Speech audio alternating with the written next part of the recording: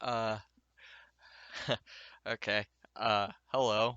This is John Plokar. I am a failed digital concept artist, and I'm here to talk about my art, the art that I have created here, which I have entitled Persephone's Odyssey, because I'm not good with titles, and that's the best that I could come up with. Um, so I ended up recording the entirety of my making of this, all 161 hours. Well, not all of it, because actually I may have missed some time. I didn't record all of it, but I was able to record 100, a little over 161 hours worth of footage of me making what you see before you right now. Uh, it's quite the monster. uh, I'm just going to be trying to explain my process, what I went through personally the entire time from start to finish, what the story is, and just what came to my brain and why I did what I did and how I did it. And I do hope that you enjoy the show. Okay, so back to me talking, I suppose. I'm sorry, I'm not good at this. This is the first time I've ever done anything like this. I guess an artist commentary, if you will. And I guess I could start from the very beginning of like why this piece exists. Uh, so this was a commission, whose name I will not reveal, but they are a very colorful and funny as hell Australian that I have recently befriended, and uh, they said that they really dug my work and wanted, well, me to do something for them. Sorry, I'm also eating at the same time as commentating, which is, I'm sure, super professional.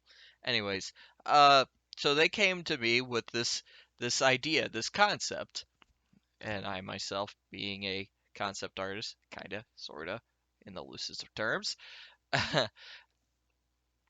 they came to me with this concept of delving into Greek mythology, the story of Persephone and her return to the underworld after leaving Hades initially, and returning back to the land of the living. And she wanted me to convey this story of her returning back to the underworld, back to Hades himself, uh, while being led by, as you see down below there, Hecate. I'm not sure how to pronounce her name or how to spell her name because I've seen it pronounced or I've heard it pronounced and seen it spelt so many different ways. So I personally do not know how to say it or write it. And trust me, that was a pain in the butt. But anyways, but being led by Hecate, who is the uh witch goddess of moon and night, and then also Hermes, the trickster goddess, or sorry, the trickster god of travel.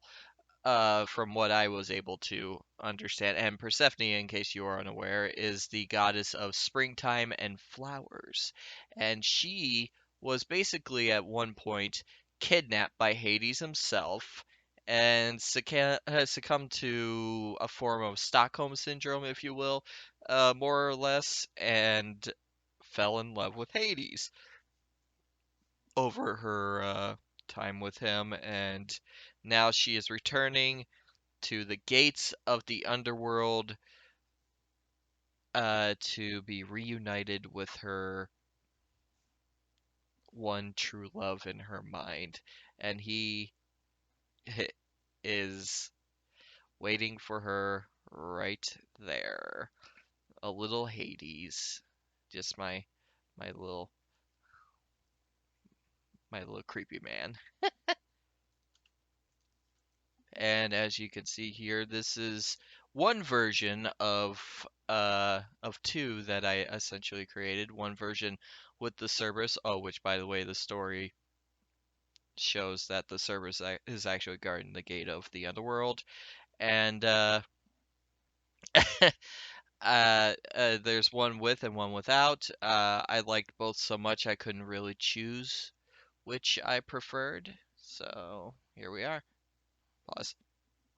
All right. So I, in order to not make a 161-hour video, which I still have all of the footage too, I had to fast forward the whole damn thing, and this is at 200 times the speed, I believe. And as you may have seen at the beginning, I started out trying to sketch it, and it just wasn't coming together for me, no matter what I did. Because I think it was because I kept thinking about it over and over again, why I couldn't sketch it, why I had to go through this process of basically just slowly painting it out, because I feel I was trying to create an impossible composition, because what was in my brain was essentially dreamlike. It was a composition that could not exist, or at least could not exist, or well, sorry, maybe it could exist, but I wasn't capable of crafting it myself. Whether that's a lack of my skill or what have you, I do not know for sure. I could not tell you. I just know that no matter how many times I tried to draw out little thumbnails, try to draw out, the composition in the big format that is going here, uh, it was not happening. So I needed to legitimately paint it out, and I had to get essentially pen to paper, and that's what I did here. And then slowly it started coming together, and all this stuff that basically you've seen in the background with these mountains practically do not matter, and everything going on with like the bridge and all that I cutting out certain points and like shaping it do not matter in the end result, as you may have noticed already, because they do not show. Because I was running through a lot of different ideas as to what I wanted the underworld to look like, what my underworld would be, and it was tough. Oh, and before you think I'm stealing artwork going on here, it's that this is my artwork that I drew myself. This is a concept sketch that I drew of Hecate. I'm just gonna say Hecate. Hecate. I'm gonna switch around a lot. Again, I apologize. I drew before making this here because I needed to try and get a better idea of what I wanted these characters to look like in terms of Persephone, Hecate, and Hermes. The Cerberus I did not sketch at all prior to it, and that same goes for Hades as well. I did not sketch them prior to starting this. I just kind of went in thinking that I would just make it up as I go if I even included Hades. So the Cerberus definitely had to be included, but Hades was just my own personal little touch. And then I drew boobs, as you may see there. Um, so again, here are some more details that you do not really get to see in the end result. But this was the only way that I could process fleshing out this world, creating it layer by layer by layer, starting in the background and working my way forward, which kind of bit me in the ass, and it's a huge reason why it took as long as it did. This could have been a project that would have been done a lot faster if I didn't have to go through the process that I did, but for some reason I was having a lot of issues during this project in terms of like getting it out of my brain and onto the canvas, if you will.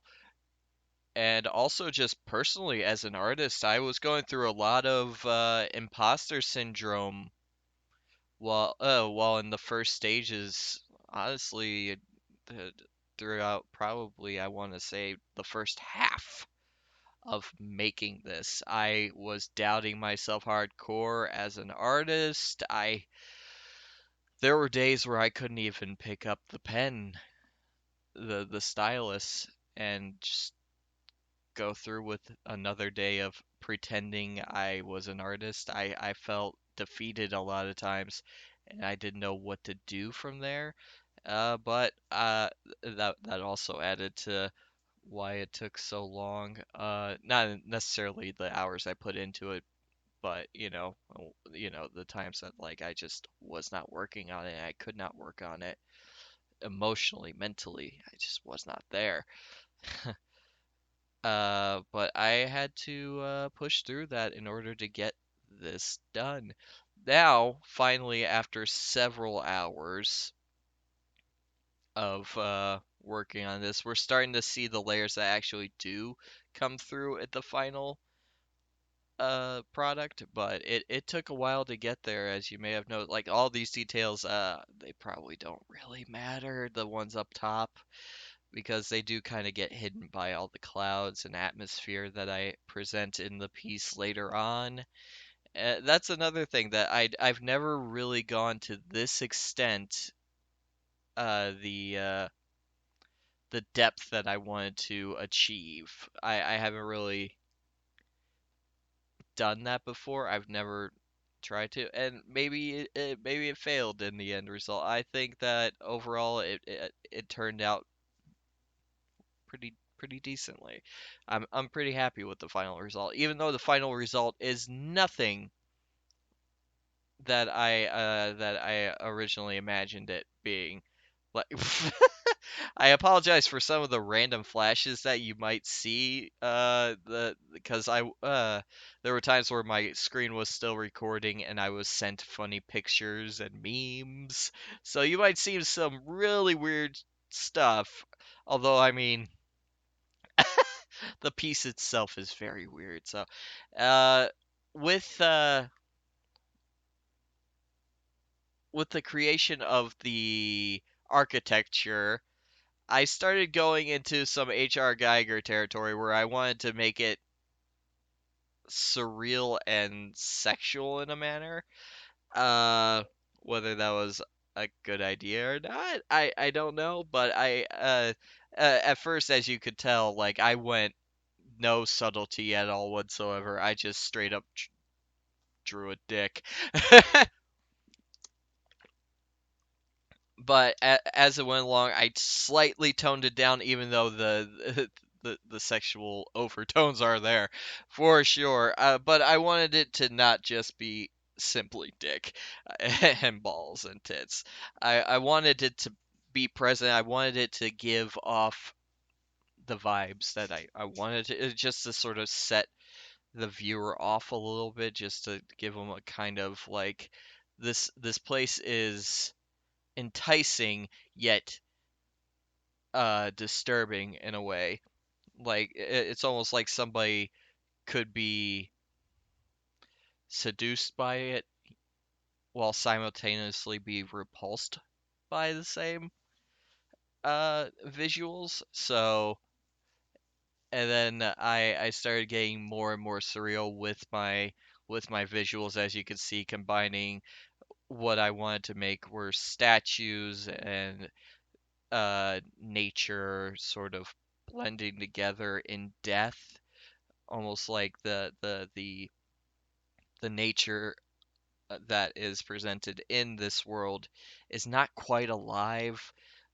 I had this idea where, Hades, since he is in love with the goddess of springtime and flowers, essentially Mother Nature, that he would want to create a similar vibe in his own realm to appease her, and he also is in love with life and wanted to bring life into a world of death. And I kind of love the idea that no matter what he tried, life ceased in his world. And so therefore, even though he wanted to bring these trees that at one time when they first grew, they were alive and beautiful, and when Persephone is there, maybe they do come to life and are very beautiful, but when she's gone, everything is definitely dead. And even as hard as he may try to bring life to the realm of the dead, of the deceased, the underworld, he can't. And that's also the tragedy of him wanting Persephone there. She is life. She represents Mother Nature and life, you know, and to bring her down into the underworld where she technically doesn't belong, where life does not belong. I found it fascinating. I kind of wanted to explore that in the world created here. Uh, and then here is my like I wanted to give the very iconic Greek pillars, you know. I want to get that in there just to uh bring it home that this is in the realms of Greek mythology, because before this it definitely wasn't reading so much that. And I was hoping that through like the actual architecture of Greece you know, that would evoke those feelings and that aesthetic a little bit while combining it with what I'm going here. And then this is sort of the shoreline of the river Styx, I imagined, if you will. And then I was having a tough time just drawing feet, so I got some stock photos, which by the way, these are all public domain, free to use stock photos that I've used. Not trying to steal anyone else's art here. And then some of these images actually like of trees, like I believe the tree over in the top right corner there is a photo that I myself took. So, and here's another stock photo that and a thing that I like doing is combining photos with my own drawing to try and push them together to make something a little bit different. And not just simply bringing in a photo and saying, well, that's done. I want to at least make an effort in creating something new out of what already exists. Uh, and with this here, I started getting really heavy with my Art Deco influences. But I also wanted to bring in some of that essence that I was seeing in a concept art that I was referencing from one of the God of War games, which I mean very heavy in Greek mythology for the first three. So I did use some of their concept art not to not put in here, but draw inspiration from. So I felt that that was helpful in creating what you see here as well. Sometimes I just had a tough time really gauging what I wanted to do and where I wanted to go with the architecture of the place. So sometimes I had to scour the stock photos to see like what actually drew me in and maybe something I could do with it. Then I got the idea, or I didn't get the new idea, but rather like you know, since I brought the idea of like wanting to bring quote unquote life into the world of the dead, you know, I started thinking, oh well, maybe there's some vines and some moss that tried growing, and then they also started dying, which I tried to put that infuse that idea as well, where like vines and moss and stuff like that grew, but they essentially also died.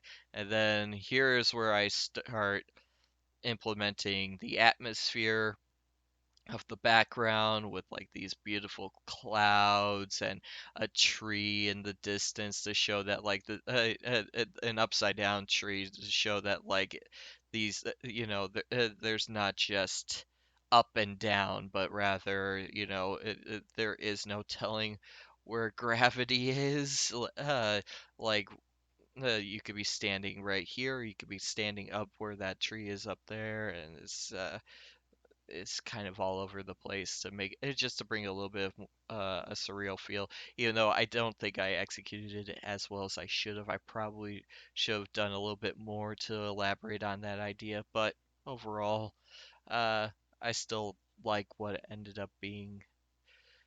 Uh, the end all result. I For whatever reason I really wanted to implement the color purple, and obviously I started out with just painting in purple and pinkish red at the start of this project. I just kept having those colors influence almost everything about what I did here. It looks like I'm messing around with layers now for some reason. Adding some atmosphere. Oh, and this is where I try to add in the moss again and doing a little bit of fun trickery there where it's just a few pictures planted on there and then I throw a transparency mask on there and then start drawing over the bits having the moss and the vines sort of laying about and like trying to create the idea of how they grew onto the architecture. And then I didn't want the statue to be exactly the same on on the opposite side. I wanted it to actually kind of be the opposite of what the first one was, where it was like statue from the bottom and then turning into the tree up top. Instead, I wanted tree from the bottom with the statue almost built around the tree. Uh, Again, it's almost like me being odd for the sake of being odd, and I apologize, but I've always had this fascination with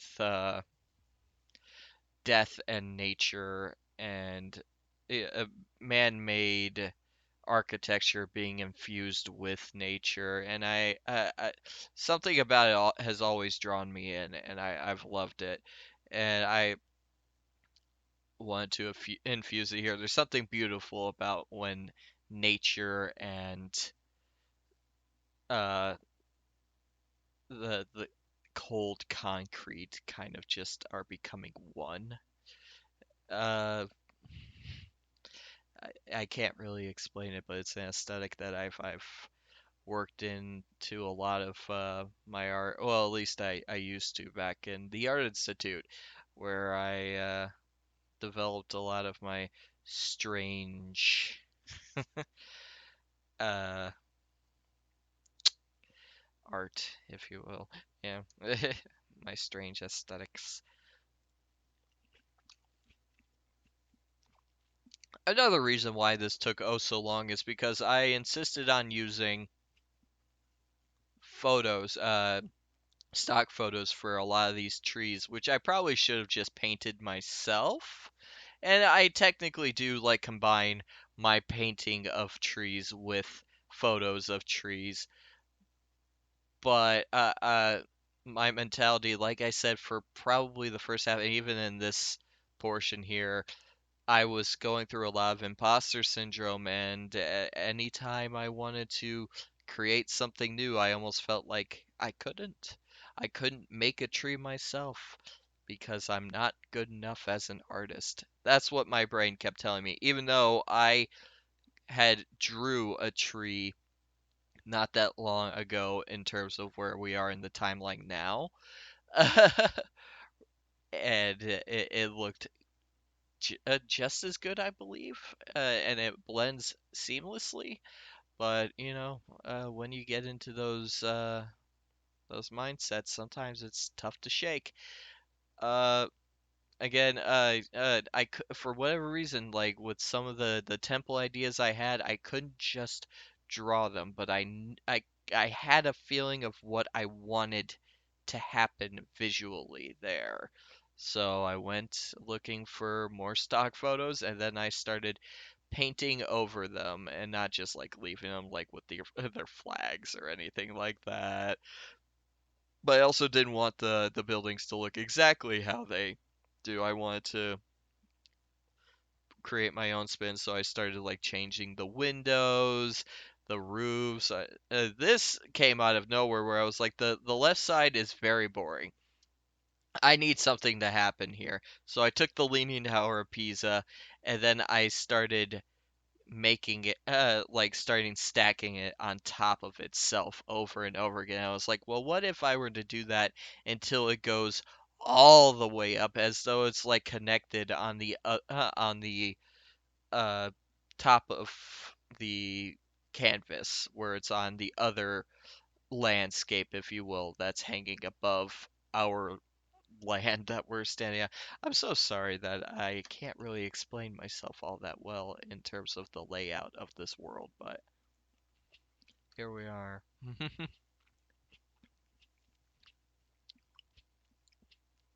The bird skull. Oh, well, it's not a skull yet, but I end up painting it as his skull. Ah, here we go. Yes. Combining just two stock photos, one of a human skull and a bird, and boom, it's immediately creepy. Now I start including some wildlife of the after of the afterlife, the underworld. For some reason, I have this idea that, or I had this idea that the birds of our world can just come and go as they please. In terms of the realm of the living and the dead. I don't know why I had that idea, but I just like the idea that they too could just go wherever they want because you're as free as a bird. Um, I did like this little guy, this little crow or raven. I'm not sure exactly what it was, but I was like, I want to do one thing that makes him weird. So we made his head into a skull. Uh, this was a pain in the ass because it's like I had this idea to make this whole mountain into skulls and to like start infusing it with the building itself a little bit with skulls. And part of me feels like it failed a little bit, combining it with the building. But in terms of like the Skull Mountain, I think I did all right. Again, wanting to infuse a little bit of that H.R. Geiger feel to it, with like a strange sexual nature meets death. Uh, why? Because I'm an odd duck.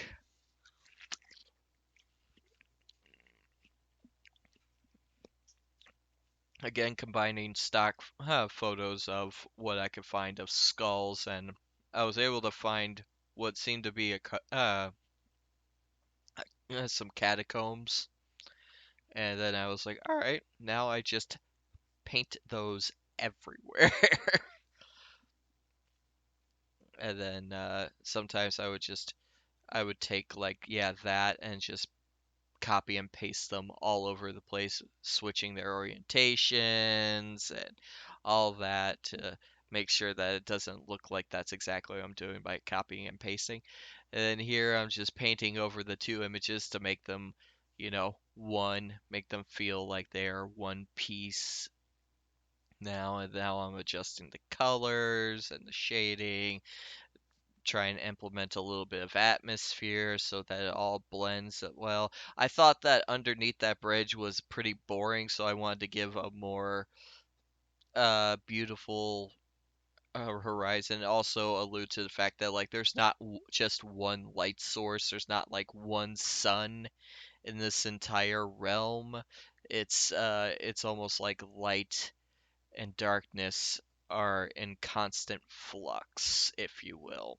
That's that's what I wanted to convey. I probably didn't convey it very well. All right. I'm not gonna lie. I took a photo of a dildo there, and I put it up that statue's ass. Because again, I wanted to implement a very strangely off-putting sexual nature because there's almost something there's a strange relationship between the ideas of death and sex where death is just it's almost the idea of nothingness to a lot of people, while with sex you're kind of filling that nothingness, you're filling that void. At least for some people that's what it feels like. I'm not gonna speak for anyone.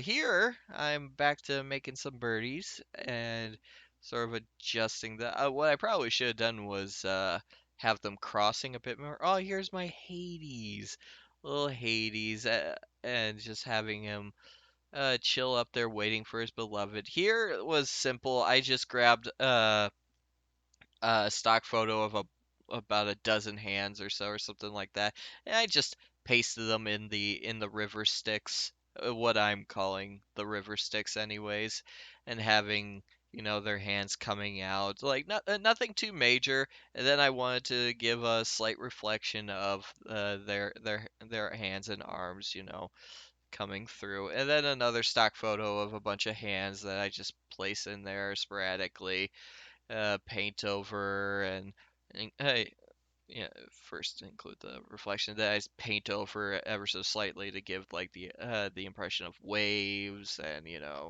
the hands are wet. And then I wanted to include a little reference to another Greek mythology. Here are the three. Oh wow, there's so much going on at once. I'm sorry. The harp, I'm sorry, is a reference to another myth in Greek mythology.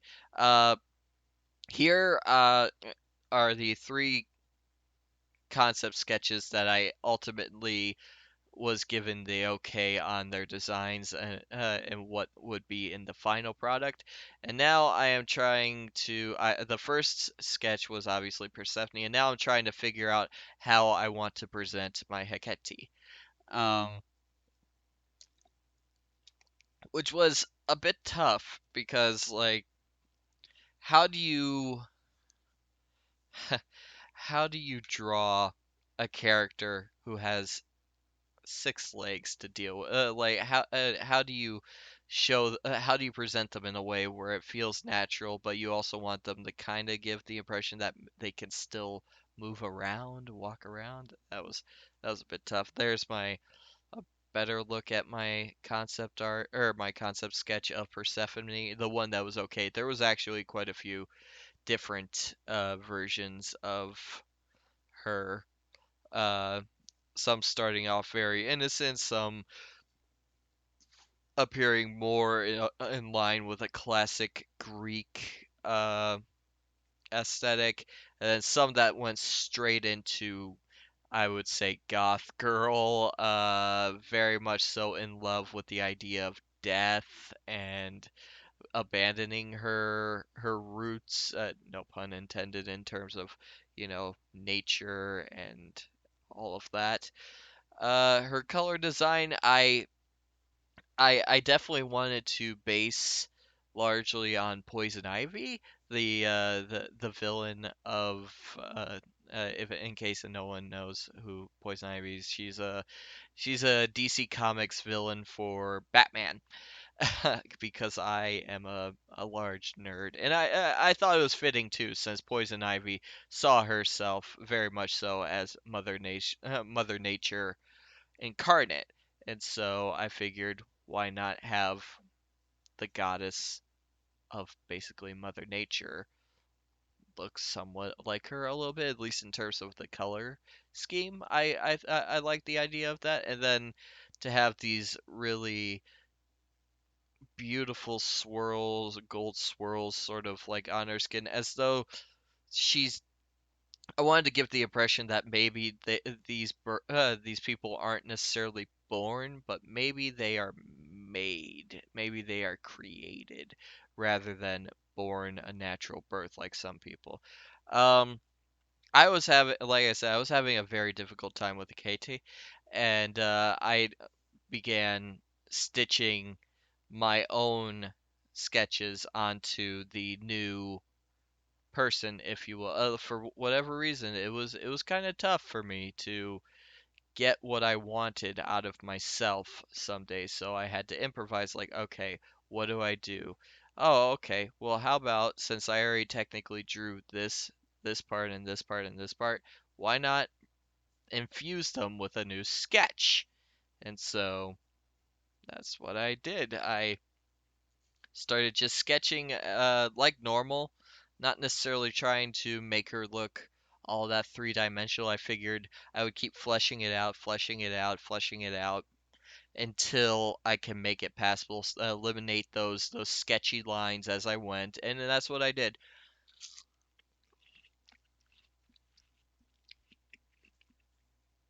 Which, if this was normal concept art, this she probably wouldn't be as detailed as I'm making her, but this was commissioned to be a print, to be a rather large print. So I figured it would probably benefit most from being as detailed as I could make it, since it was going to be such a large print.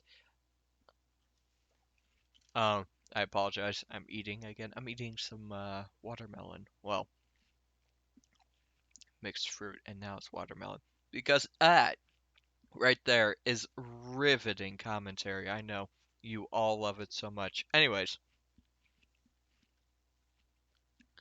so as you can see, I started blending the old pieces with my own brand new sketch of the exact same character, bringing in the original faces one by one, and then changing the placement of the eyes, and well, I mean, oh yeah, I did draw her face again. Okay, so this face is brand new.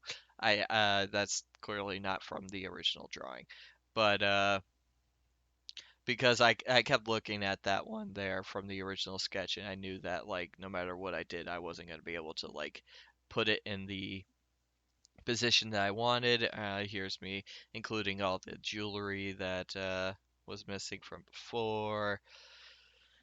I don't really have a whole lot to say here, honestly. Oh, coming up with the idea of Hecate, I had this idea where so rumor had that is that she is sort of three forms put into one body, and I figured it would be an interesting idea if there was only so much body mass that could be spread out between the three. Muscle, skin, fat, all of that. There was only so much that could be distributed between the three bodies. So what if they were constantly in flux? Because they can only do so much you know so I figured that was kind of an interesting idea, like an interesting take that I wanted to bring into this character. Oh, sorry, Buster. That was my cat. uh Bringing in a bit of a body horror element, which I have been such a sucker for, and I think I just accidentally included the same clip twice here, and I apologize.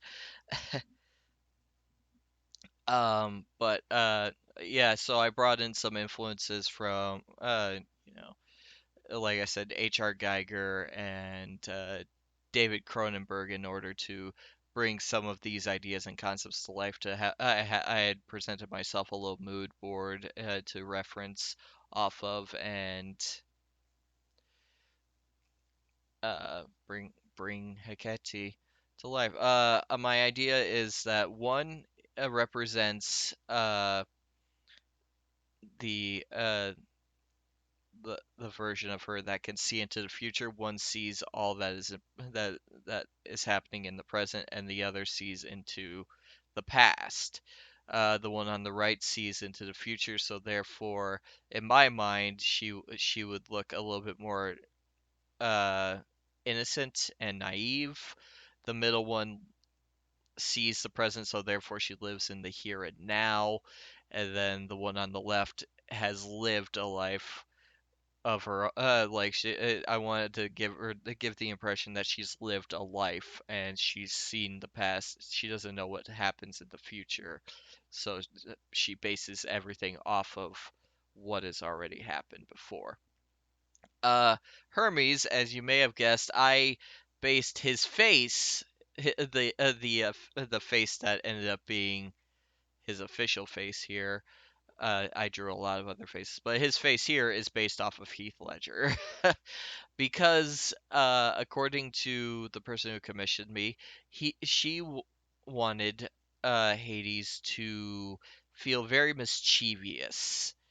Since he is a bit of a trickster, I kind of initially went with thinking about the Joker. Not necessarily that I wanted him to be the Joker, but I thought about the Joker and how he has such a mischievous, iconic smile.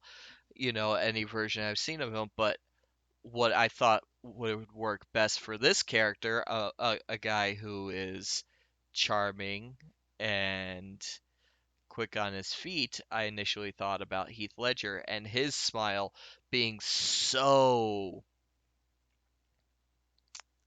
oh, what's the word I'm looking for? It's just so eye-catching and it conveys so much, even though it's just a smile. Like you can get such a feeling from him. His design came from the idea that this is definitely a person that is not born. He is created. He was manufactured and made to be the most efficient at what he does, which is being the god of travel. So that's why like his ankles they have these holes that are like exhaust ports that aren't wings anymore. And again, I was very influenced by H.R. Geiger bringing in this very strange combination of very surreal combination of death and sex and sexuality and almost insect like uh elements woven in. And oh, here's me putting some dirt on the characters sort of bring them out, and then a little bit of fire coming from his exhaust ankle ports. That's something I never thought I'd say. I I had a lot of fun creating him, that's for sure, but I was also scared that I bit off more than I could chew. uh I, when it came to his color design, I initially was thinking, okay, so he's gonna be largely gray and black. But then I got the idea, well, this is a Greek god. It would be such a strange and interesting juxtaposition if all this dark and creepy aesthetic that is built onto his body, and is woven into his body and essentially ripping through his own flesh and created around him and into him. What if that was just this very pure, beautiful gold color? I thought that was such an interesting way to bring it. That wouldn't just simply be, oh, it's clearly H.R. Geiger. Even though I wanted to make sure it did feel like H.R. Geiger, I also wanted this to feel, you know, he is a god. I was also feeling in the background it was becoming very mundane and boring again. There was nothing really all that interesting about it, and I wanted to add a bit of a surreal nature to what's happening with the moon in the background and then the eyeball in the sky as though they're being watched at all times, which I love the idea of, like maybe it's Hades watching them. Here I just got a stock skull and I just started painting on top of it. Sadly, I wanted the idea of like the coins and the eye. I don't know if anyone's even listening. There was this idea of you, in order to be admitted into the underworld and traverse the river Styx, you had to put coins on the eyes to pay the ferryman. I forget what his official name is, but I'm just gonna call him the ferryman. Uh, and I wanted to have one of those coins in the skeleton's eye, but sadly, it doesn't even look like a coin anymore. It just kind of looks like I half-assed an eyeball. So that's unfortunate, but hey, you get what you get and you don't throw a fit. All right, now on to the Cerberus. The Cerberus, I had not sketched anything prior to this. I just knew in my mind I wanted to make this as though it was John Carpenter's Cerberus. I wanted this to be very heavily inspired by John Carpenter's The Thing. I did. And then I got the idea to like split its jaw a little bit, so I took that little element there. I thought that was a fun, gross detail to implement.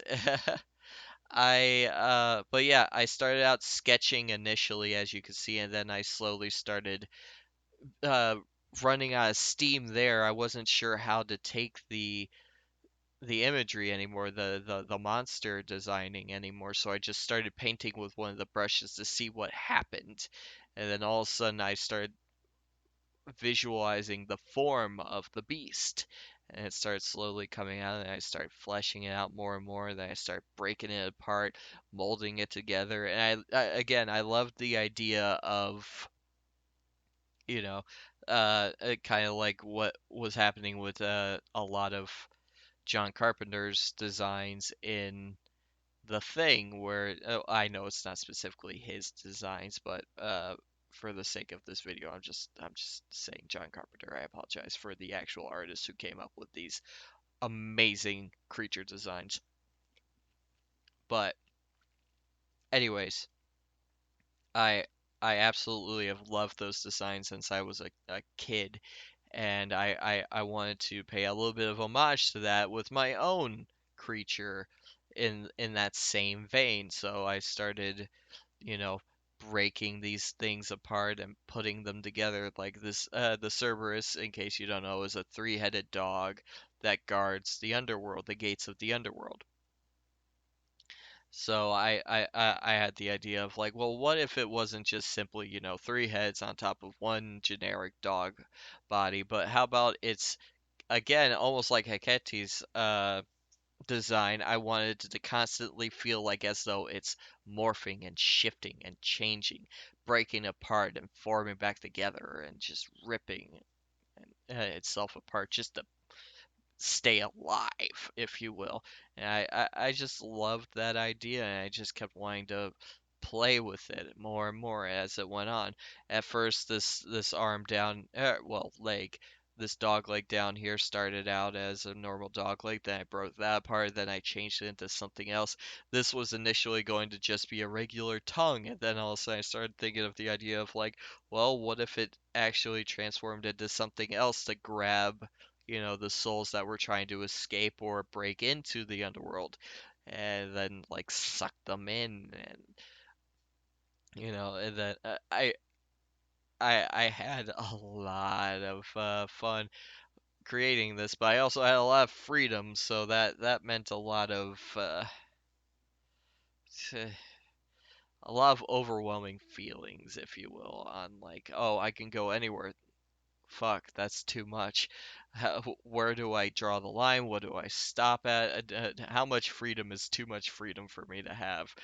Uh, but overall, I think it worked out fairly well. And then I wanted to define this weird skin a little bit more, have a little bit more gross detail happening in these fairly bland, vacant, generic blotches of skin. So I just wanted to start detailing that in a fun and interesting way. And then I got the idea, oh, what if I split the arm in half there? And then now as you can see, I started working in some skin tones instead of having it just be this generic, or, I mean, sorry, not this generic, but just black and white. Again, I felt like I couldn't draw eyeballs that day, so I got some stock photos of some eyeballs and I started implementing that into the piece.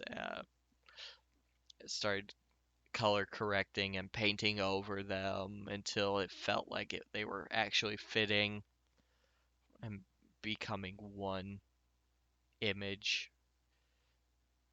The teeth I was having a bit of trouble with. I felt like the flesh almost was too easy.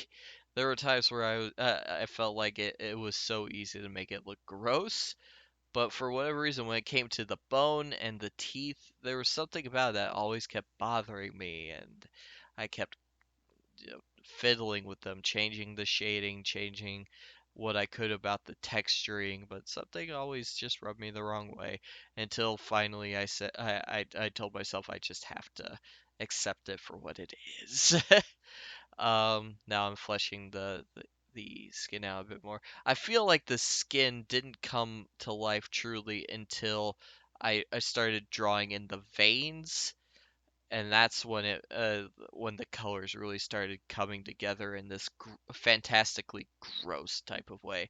Uh, I wanted to implement more patchy hair on the design, but I ended up stopping because after working on this for well over 100 hours, I felt like I was running out of steam for this piece. Not necessarily because like I was hating it per se, but uh, it it was feeling like okay, I think it's time for me to move on to something new. Uh, Even though luckily like I felt like I was being given something different to work with in this piece every single time. Like what I started out with like this whole background and environment, then the characters themselves, and now a creature. Like this gave me a lot to do, yet at the same time, I knew in the back of my mind that there was there was no new pieces being made. It was all for one piece. I was having a tough time figuring out what I was going to do with the third head because I didn't want a third head to cover up so much of the hard work I had put into the background after I made these two heads so enormous. I got the idea of, well, what if the third head was actually underneath the two big ones? I figured, why not? There are no rules to like what is making this thing tick, if you like what is this monster's form, since it's constantly shifting and changing. So why not have it be like essentially right below their head, since John Carpenter's The Thing had a lot of similar things happen where like mouths would just appear in like the stomach or something. So I thought that was a fun nod and just sort of branching off with my imagination, if you will. Uh, Again, another instance where I felt like I just couldn't draw a leg, so therefore I needed to get a stock photo of a dog leg and then paint over it. Here, I think might show most where I was running out of steam, as like I'm not putting in as much of the detail as maybe I should be in the torso area, or fleshing out the goriness of any of it. I I wish I did. I'm a little disappointed in myself for not fleshing out the goriness of this leg took forever. It took so damn long to finally finish up, but to make it feel like it actually fit. And then I started adding some textures into the fingers of this leg over here. I wish that back leg was able to show a bit more. Sadly, I just couldn't make it work. No matter what it did, either it looked better when it was mostly hidden because it actually fit in, or I had more of the leg showing, but it didn't look like it was actually connected to the body itself. So I had to draw a line somewhere. Here, I wanted to show the transition of like flesh to that scaly texture that's going on with its arms to give the idea that there is a lot of shifts and changes in the body. Here's some of my favorite parts with any monster design I've done lately. The drool, the slobbery, spitty nastiness that happens, that sort of brings this creature to life and makes it feel all that more real. Uh, yeah. So yeah, I hope that you enjoyed my 161 hours of real hard work put into this piece. I hope I didn't come across as a total madman while explaining my processes and what was going through my brain. And I feel like maybe I didn't explain exactly what I did in certain instances, but hopefully everything speaks for itself, and that you enjoyed this video. If you liked this video, then please give it a like. And if you want to see more of my content, more of my art to come, consider subscribing. My name is John Plokar. You can follow me on Twitter, Instagram, Facebook, and of course here on YouTube. All the links will be down in the description below. Thank you all so much for listening to my crazy rants. Oh, I guess one more thing. I did make one color adjustment to the Cerberus here right after wrapping on the recording, but that took all of 10 minutes, I believe. Oh, I love in case no one noticed, that is an eyeball in the nose of the Cerberus, and it's being surrounded by snot. Oh, thanks, phone, for interrupting me. Uh, it's being surrounded by snot and covered in snot, which I thought was a gross little detail that would probably get overlooked, but it's definitely there for at least me to enjoy and know that, yep, nope, that's just a little extra bit of nastiness just for me, I suppose. But anyways, thank you all so much for listening to me talk for the last hour, if anyone is actually listening. uh, Thank you, and this is the perfect place to say goodbye.